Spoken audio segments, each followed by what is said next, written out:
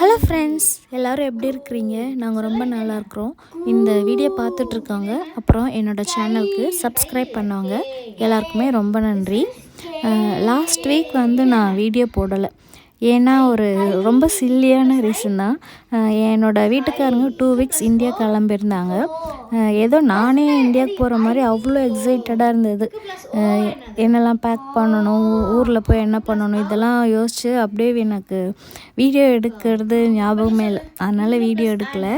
அப்புறமா அவங்க ஊருக்கு போன அப்புறம் தான் எனக்கு ரியலாக என்ன ஃபீல் ஆச்சுன்னா, வச்சுச்சோ நான் ஊருக்கு போகல அப்படின்னு. அதனால் அந்த வீக் ஃபுல்லாகவே அப்படியே வீடியோ எடுக்காமல் போயிடுச்சு. ரித்திக்கு வந்து தமிழ் சொல்லி கொடுத்துருந்தேன் அந்த வாரம். முன்னாடியே ஒரு 2-3 டைம்ஸ் வந்து ட்ரை பண்ணியிருக்கேன் தமிழ் சொல்லி கொடுக்கறதுக்கு. அப்போல்லாம் அவன் அவ்வளோ இன்ட்ரெஸ்ட் காமிக்கல. இப்போ தான் ரீசெண்டாக அவனுக்கு நிறைய லாங்குவேஜஸ் கற்றுக்கணும் ஆசை வந்திருக்கு. ரொம்ப நான் சொல்லி கொடுக்காம தமிழ் அப்பா, அம்மா, அண்ணா, அக்கா இதெல்லாம் எழுத ஆரம்பிச்சிட்டான். அதனால் சரி இவ்வளோ இன்ட்ரெஸ்டடாக இருக்கானே, எனக்கு தெரிஞ்ச லாங்குவேஜை நம்ம சொல்லித்தரணும்னு சொல்லிட்டு அவனுக்கு தமிழ் சொல்லி கொடுக்க ஆரம்பிச்சிருக்கேன். இதெல்லாம் கரெக்டாக எழுதிடுறான், கரெக்டாகவும் சொல்லிடுறான். ஆனால் இங்கே மட்டும் அவனுக்கு ஞாபகம் வர மாட்டேது. அதனால் சைடில் இங்கிலீஷ்லேயும் எழுதி கொடுத்துருக்கேன், ப்ராக்டிஸ் பண்ணிகிட்ருக்கோம். இப்போ வந்து நெக்ஸ்ட்டு வீக் வந்து ஒரு ஆக்சுவல் ரொட்டீன் வீடியோ எடுத்திருந்தேன். அந்த வீடியோ தான் உங்களோட ஷேர் பண்ணுறேன். என் வீட்டுக்காரங்க இந்தியா இருக்கிறப்போ நான் எப்படி 2 பசங்களை மேனேஜ் பண்ணுறேன் அப்படின்னு சொல்லிட்டு தான் இந்த வீடியோ போஸ்ட் பண்ணியிருக்கேன். இது வந்து ஈஸ்டர் ஹாலிடேலாம் முடிஞ்சு ஸ்கூல் ஸ்டார்ட் பண்ணிட்டாங்க, அப்போ எடுத்த வீடியோ தான். காலையில் வந்து எனக்கு அன்னைக்கு வந்து மென்சஸ், அதனால் குளிச்சுட்டே கீழே வந்துட்டேன். நான் குளிச்சுட்டு வரும்போதே இவங்க 2 பேரும் எந்திரிச்சிட்டு பெட்டில் விளாடிட்டுருக்காங்க. சரின்னு அவங்களையும் கிளப்பிட்டு கீழே கூட்டிகிட்டு வந்துட்டு சமைக்க ஆரம்பிச்சிட்டேன். ஏன்னா கூட யாராச்சும் தூங்கிட்டே இருந்தனா தான் அவங்க தூங்குவாங்க. எந்திரிச்சுன்னா அவனுங்களும் எந்திரிச்சு வந்துடுவாங்க. சரின்னு நான் சீக்கிரமாக எந்திரிச்சு குளிச்சுட்டு இவங்களையும் கிளப்பி கீழே கூட்டிகிட்டு வந்துட்டேன். நார்மல் டேஸில் இவங்க டேடி கூட தூங்கிட்டு இருப்பாங்க. சமைச்சு முடிச்சுட்டு போய் கூட்டிகிட்டு வருவேன். இன்றைக்கி வந்து நான் அவங்களையும் சேர்த்து கூட்டிகிட்டு வந்துட்டு சமைச்சேன். அன்றைக்கி சாப்பாடு என்னென்னா இட்லியும் மல்லாட்டை சட்னி வச்சுட்டு ஸ்நாக்ஸ்க்கு வந்து ஆப்பிள் பேன் கேக் கேட்டிருந்தான் ரித்தி. அதனால் இட்லி ஊற்றி வச்சுட்டு நெக்ஸ்ட்டு வந்து பேன் கேக் ரெடி பண்ணிகிட்ருக்கேன். ஹர்ஷு வந்து 2 பேருமே எப்பயுமே நான் சமைக்கும்போது என் கூட இருந்தேன்னா நான் ஹெல்ப் பண்ணுறேன்னு சொல்லிட்டு 2 பேரும் இப்படி தான் பண்ணிகிட்ருப்பான். ஹர்ஷுவை மட்டும் மிக்ஸ் பண்ண விட்றீங்க, என்னை விட மாட்டீங்கன்னு சொல்கிறான் ரித்தி. அதனால் நீயும் கொஞ்சம் நேரம் மிக்ஸ் பண்ணிட்டான்னு சொல்லி அவனுக்கிட்டேயும் கொஞ்சம் நேரம் அந்த பேன் கேக் பேட்டரை மிக்ஸ் பண்ண கொடுத்தேன். ஆப்பிள் பேன் கேக் வந்து நார்மல் பேன் கேக் பண்ணுற ரெசிபி தான். அதில் வந்து ஆப்பிளை பாலோடு அரைச்சிட்டு அதில் போட்டு மிக்ஸ் பண்ணனா ஆப்பிள் பேன் கேக் ரெடி ஆகிடும். அதை எடுத்து ஸ்நாக்ஸ்க்கு வச்சுட்டு நெக்ஸ்ட்டு சட்னி தாளிச்சிட்டு அவங்க 2 பேருக்கும் சாப்பாடு கொடுத்துட்டேன். முன்னாடி நாள் காலையில் தான் மாவு அரைச்சிருந்தேன். இப்போ வெதர் வந்து கொஞ்சம் வார்மாக இருக்கிறதால மாவு நல்லாவே புளிச்சு வந்திருந்தது. அதனால தான் இன்றைக்கி இட்லி ஊற்றிட்டேன் காலையிலே. அப்புறம் வந்து பசங்களுக்கும் இட்லியும் மல்லாட்டை சட்னியும் ரொம்ப பிடிக்கும். அதனால் இன்றைக்கி டிஃபனுக்கு அதையே வச்சு கொடுத்துட்டேன். இவங்க 2 பேரையும் கிளப்பிட்டு நானும் கிளம்பி 2 பேரும் ஸ்கூலில் விட்டு வர கிளம்பிட்டேன். இன்றைக்கி வந்து ரித்திக்கு டென்டிஸ்ட் அப்பாயின்மெண்ட் இருக்குது. அதனால் சமைச்சி வச்சுட்டு 12:45க்கு அப்பாயின்மெண்ட். அதனால் சமைச்சிட்டு இவனை போய் ஸ்கூலில் கூட்டிகிட்டு வந்து டென்டிஸ்ட் அப்பாயின்மெண்ட் போயிட்டு மறுபடியும் வீட்டுக்கு வந்து இவனை ஸ்கூல்லே விட்டுடணும். அதுதான் பண்ணணும். இங்கே வந்து டென்டிஸ்ட் அப்பாயின்மெண்ட் அப்புறம் ஏதாச்சும் ஜிபி அப்பாயின்மெண்ட்லாம் இருந்துச்சுன்னா நம்ம லீவ் போட தேவையில்ல ஸ்கூலுக்கு. ஸ்கூலில் முன்னாடி நாளே இன்ஃபார்ம் பண்ணிட்டா இந்த மாதிரி அப்பாயின்மெண்ட் இருக்குது, நான் வந்து கூட்டிகிட்டு போயிட்டு அப்பாயின்மெண்ட் பார்த்துட்டு மறுபடியும் ஸ்கூல்லே ட்ராப் பண்ணிடுறேன் அப்படின்னு சொன்னேன்னா அவங்க ஓகே சொல்லுவாங்க. அந்த மாதிரி நம்ம ஒரு நாள் எக்ஸ்ட்ரா லீவ் போட தேவையில்லை. அந்த டைமுக்கு மட்டும் போயிட்டு வந்து மறுபடியும் ஸ்கூல்லே விட்டுடலாம்.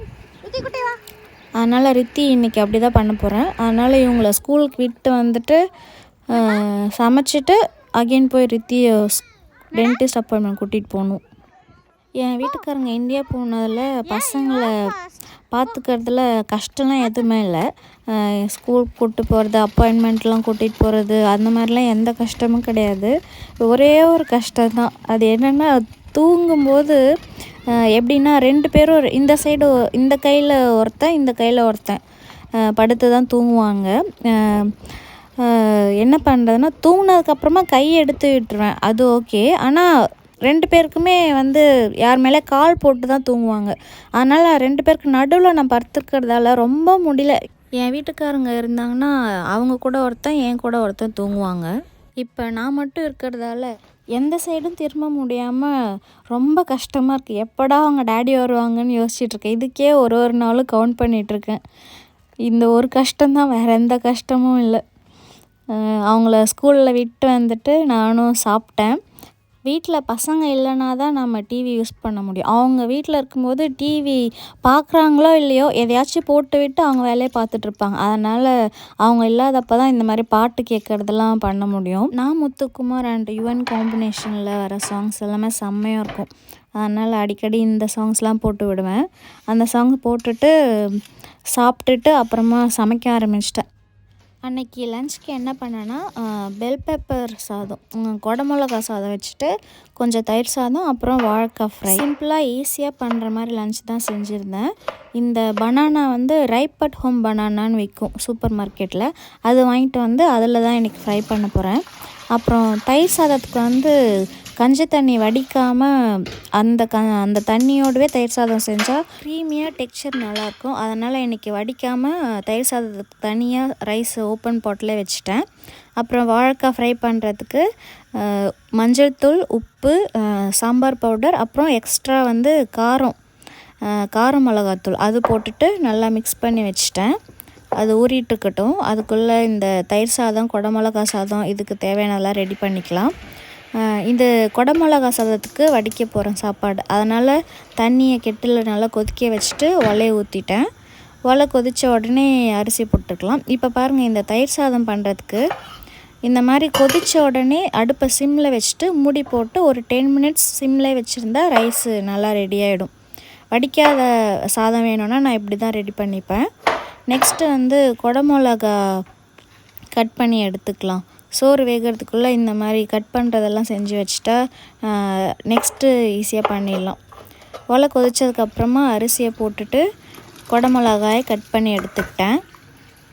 இந்த குடமிளகா சாதம் டிஃப்ரெண்ட்டாக டேஸ்ட்டு சூப்பராக இருக்கும். நீங்கள் கண்டிப்பாக ட்ரை பண்ணி பாருங்கள். நிறைய குடமிளகா வீட்டில் இருந்ததுன்னா என்ன பண்ணுறதுனே தெரியாது. அதனால் இந்த மாதிரி சாதம் கிண்டனா ஒரு 3-4 குடமிளகா போட்டு சூப்பராக இருக்கும். நீங்கள் கண்டிப்பாக ட்ரை பண்ணுங்கள். இப்போ தயிர் சாதத்துக்கும் குடமிளகா சாதத்துக்கும் சோறு ரெடி ஆகிடுச்சு. எல்லாத்தையும் வடித்து ஆற வச்சிட்டேன். ஆறினா தான் கிண்டுற சாதத்துக்கெலாம் நல்லாயிருக்கும். அதனால் ஒரு பேனில் போட்டு ஆற விட்டுட்டேன். நெக்ஸ்ட்டு வந்து வாழைக்காயை ஃப்ரை பண்ணிக்கலாம். இது ஒரு பேட்சாக ஃப்ரை பண்ணி எடுத்தால் தான் கரெக்டாக இருக்கும். அதனால் ஒரு பேனில் கொஞ்சம் எண்ணெய் ஊற்றிட்டு ஊற வச்சுருந்த வாழைக்காயெல்லாம் ஒன்று எடுத்து வச்சுட்டு ஃப்ரை பண்ணிக்கலாம். இந்த சாப்பாடு பாருங்க, தயிர் சாதத்துக்கு நல்ல குழைவாக வெந்திருக்கு. இது அப்படியே ஆறட்டும்.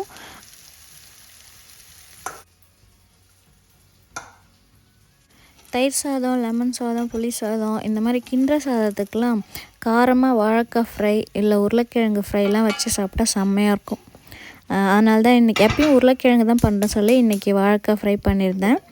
நல்லா சூப்பராக இருந்துச்சு இந்த சாப்பாடோடு சாப்பிட்றதுக்கு. நெக்ஸ்ட்டு வந்து குடமிளகா சாதம் ரெடி பண்ணுறதுக்கு ஒரு பொடியை அரைச்சிக்கணும். அதுக்கு வந்து 2 டேபிள் ஸ்பூன் கடலைப்பருப்பு, 2 டேபிள் ஸ்பூன் உளுந்து, இதெல்லாமே செவக்க வறுத்ததுக்கப்புறமா 2 ஸ்பூன் கொத்தமல்லி விதை, இதுவும் கொஞ்சம் வாசனை வர அளவுக்கு வறுத்துட்டு 1/2 டீஸ்பூன் ஜீரகம், 1/2 டீஸ்பூன் பெப்பர் இதுவும் வறுத்துட்டு காரத்துக்கு ஏற்ற மாதிரி காஞ்ச மிளகா போட்டு நல்லா வாசனை வரும் எல்லாமே சேர்ந்து. அது வரைக்கும் வறுத்துட்டு ஒரு மிக்சியில் போட்டு ஆற விட்டுடலாம். அதுக்குள்ளே வாழைக்காய் ரெடி ஆகிடுச்சு ஃபஸ்ட்டு பேட்ச். அதை எடுத்து வச்சுட்டு நெக்ஸ்ட்டு உள்ளதையும் எடுத்து வச்சிட்டேன். இந்த மசாலாவுக்கு வறுத்தோம்ல பொடிக்கு, அதை மிக்சியில் போட்டுட்டு அதே பேன்லேயே குடமிளகா சாதம் ரெடி பண்ணிக்கலாம். அதுக்கு வந்து ஒரு சின்ன துண்டு இஞ்சி, 4-5 பல் பூண்டு இதை இடித்து வச்சுக்கிட்டேன். அப்புறமா ஒரு பேனில் கொஞ்சம் எண்ணெய் ஊற்றிட்டு இடித்த இஞ்சியும் பூண்டையும் போட்டு நல்லா கலர் மாறுற அளவுக்கு வதக்கிட்டு அதில் வெங்காயத்தையும் போட்டு நல்லா வதக்கிக்கலாம். வெங்காயத்தை பொடியாக கட் பண்ணாமல் நம்ம குடமிளகா கட் பண்ணியிருக்க ஷேப்லே ஸ்லைஸாக பண்ணியிருக்கோம்ல, அதே மாதிரி ஸ்லைஸ் பண்ணால் வெங்காயம் நல்லா டேஸ்ட்டாக இருக்கும் இந்த சாப்பாட்டுக்கு.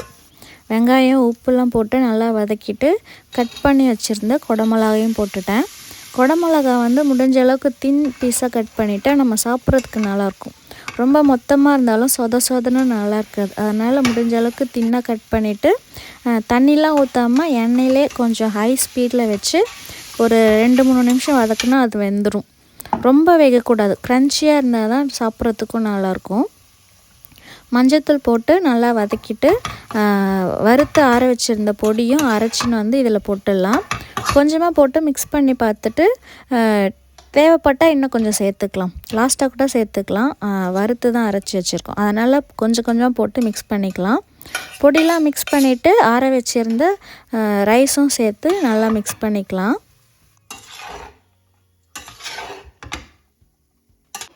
புளி சாதம், லெமன் சாதத்துக்கெலாம் லாஸ்ட்டாக நல்லெண்ணெய் ஊற்றி பச்சை நல்லெண்ணெய் ஊற்றி மிக்ஸ் பண்ணால் அதனோட ஃப்ளேவர் சூப்பராக இருக்கும். அதேமாதிரியே இந்த சாதத்துலேயும் நல்லெண்ணெய் ஊற்றி மிக்ஸ் பண்ணினா செம்ம டேஸ்ட்டாக இருக்கும்.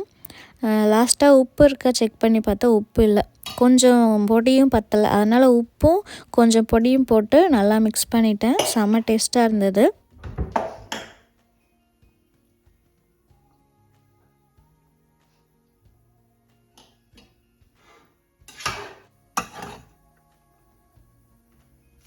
சைடில் வாழைக்காவும் எல்லா பேட்சும் ஃப்ரை பண்ணி எடுத்துட்டேன். அது எல்லாமே மொத்தமாக அந்த பேன்லேயே கொட்டிட்டு கொஞ்சம் கிறிஸ்பியாக ஆகிற வரைக்கும் அப்படியே விட்டுட்டேன். நெக்ஸ்ட்டு வந்து தயிர் சாதத்துக்கு ரெடி பண்ணிக்கலாம்.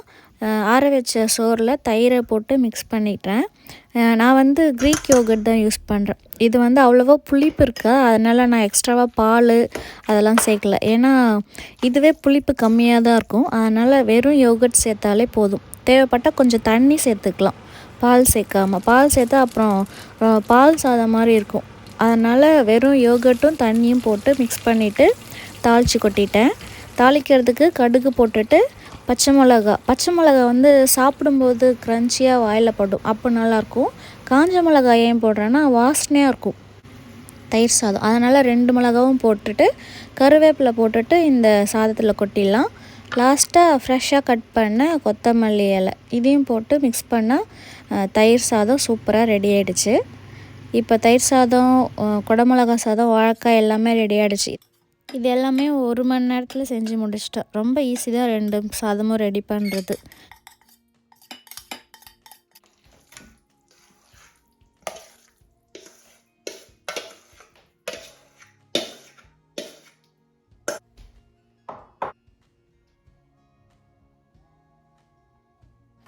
சாப்பாடெல்லாம் வேறு பவுலில் மாற்றி வச்சுட்டு சமைச்ச பாத்திரம் எல்லாமே கழுவிட்டேன்.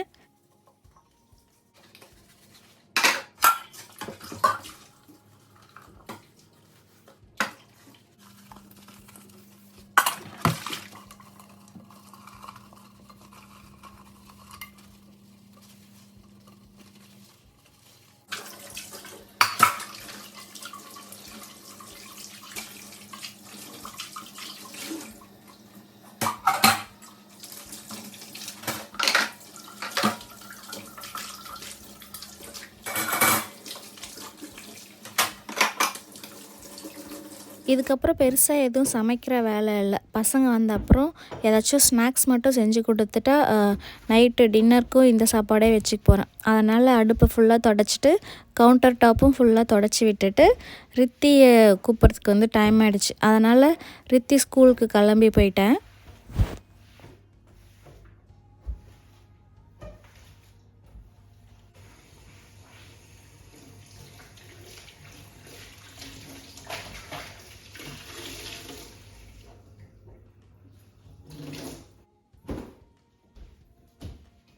டாக்ஸி புக் பண்ணியிருக்கேன். 12:20க்கு டாக்ஸி புக் பண்ணியிருக்கேன். அதுக்குள்ளே போயிட்டு ரித்தியை கூட்டிகிட்டு வந்தோன்னும். ரித்தி ஸ்கூல்லே லன்ச்சு சாப்பிட்டு வந்துடுவான். அதனால் சாப்பாடெலாம் எதுவும் கொடுக்க தேவையில்ல. ஜஸ்ட்டு அப்பாயின்மெண்ட்க்கு கூட்டிகிட்டு போயிட்டு வந்து மறுபடியும் ஸ்கூலில் விட்டால் போதும். டாக்ஸி வரதுக்குள்ளே வந்துடணும். அதுக்குள்ளே அவனை கூட்டிகிட்டு வந்துடுவேன்னு நினைக்கிறேன். ஸ்கூல் போயிட்டுருக்கேன் இப்போது. டென்டிஸ்ட் அப்பாயின்மெண்ட் எதுக்குன்னா ஜஸ்ட் ஒரு நார்மல் ரொட்டீன் செக்கப் மாதிரி தான். 4 மந்த்ஸ்க்கு ஒன் வாட்டி செக்கப் இருக்கும்.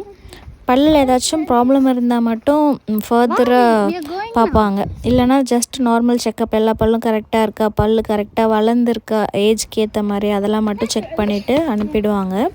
இங்கே டென்டிஸ்ட்டு எல்லாமே ஃப்ரீ தான். பசங்களுக்கு ஃப்ரீ, ஜிபியும் ஃப்ரீ தான். பசங்களுக்கு வந்து 18 இயர்ஸ் வரைக்கும் எல்லாமே ஃப்ரீ. இந்த ஃபிஷ் டேங்க் பார்க்குறதுக்காகவே அவங்க டென்டிஸ்ட் அப்பாயின்மெண்ட் ஜாலியாக கிளம்பிடுவாங்க.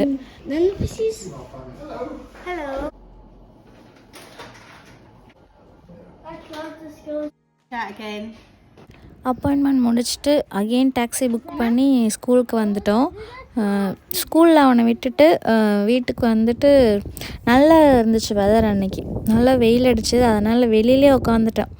அம்மாவுக்கு கால் பேசிவிட்டு அப்புறம் வீட்டுக்காரங்க இந்தியாவில் இருக்காங்களா அவங்களுக்குலாம் பேசிவிட்டு அப்படியே வெளியிலே உட்காந்துருந்தேன். அப்புறமா பார்த்தா ஸ்கூல்லேருந்து ஒரு மெயில் வருது. ஹஷுக்கு ஏதோ அடிபட்டுடுச்சு அப்படின்னு சொல்லிட்டு மெயில் பண்ணுறாங்க. ரொம்ப பயமாயிடுச்சு. அப்புறமா கால் பண்ணி கேட்டதுக்கு அடிலாம் எதுவும் படலை அவ்வளோவா, ஜஸ்ட் ஒரு பையன் வந்து இடிச்சிட்டான் கண்ணு கீழே அப்படின்னு சொல்லியிருந்தாங்க.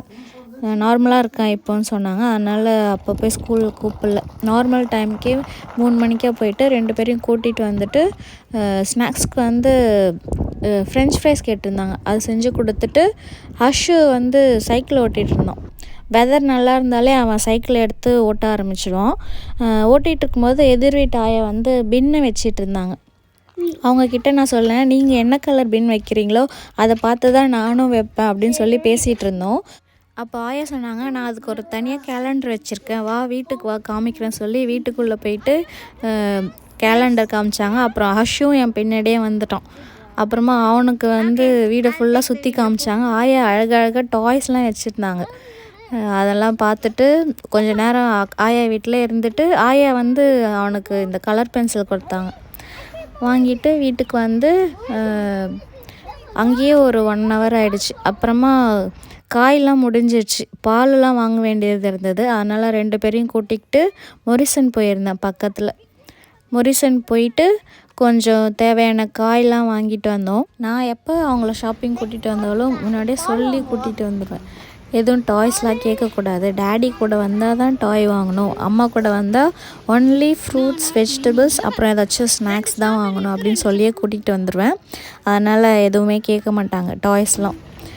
அவங்க டேடி வந்தால் தான் டாய்ஸ்லாம் வாங்க போகிறேன் அப்படின்னு சொல்லிட்டு இருந்தான் ரித்தி. சரின்னு எல்லாமே வாங்கிட்டு பே பண்ணிவிட்டு வீட்டுக்கு வந்துட்டோம். நான் வந்து ஹெவியான திங்ஸ்லாம் எடுத்துகிட்டு வரலான்னு சொல்லிவிட்டு ஒரு பேக் பேக் எடுத்துகிட்டு போயிருந்தேன். பால், வெங்காயம், கேரட்டு இதெல்லாம் கொஞ்சம் ஹெவியாக இருக்கும்ல, கையில் தூக்கிட்டு வந்தால் ரொம்ப வெயிட்டாக இருக்கும். அதனால் பேக் பேக்கில் போட்டு எடுத்துகிட்டு வந்தேன். ஹஷு என்னை பார்த்துட்டு நானும் பேக் பேக் எடுத்துக்கிறேன்னு சொல்லி அவனோட பேக் எடுத்துகிட்டு வந்து அவனும் கொஞ்சம் திங்ஸ்லாம் தூக்கி பேக்கில் போட்டு எடுத்துகிட்டு வந்திருந்தான். இதெல்லாம் முடிச்சுட்டு வரும்போது ரொம்ப டயர்டாயிடுச்சு. கொஞ்சம் வெயிட் அதிகமாக தான் இருந்தது. அதனால் அதுக்கப்புறம் வந்து எதுவும் பண்ணலை. இவங்க புக்கு படிச்சுட்டு அப்புறமா விளையாடிட்டு இருந்தாங்க.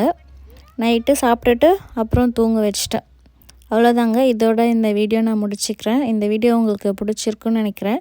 பிடிச்சிருந்தா ஒரு லைக் பண்ணுங்கள். என்னோடய சேனலுக்கும் சப்போர்ட் பண்ணுங்கள். தேங்க்யூ.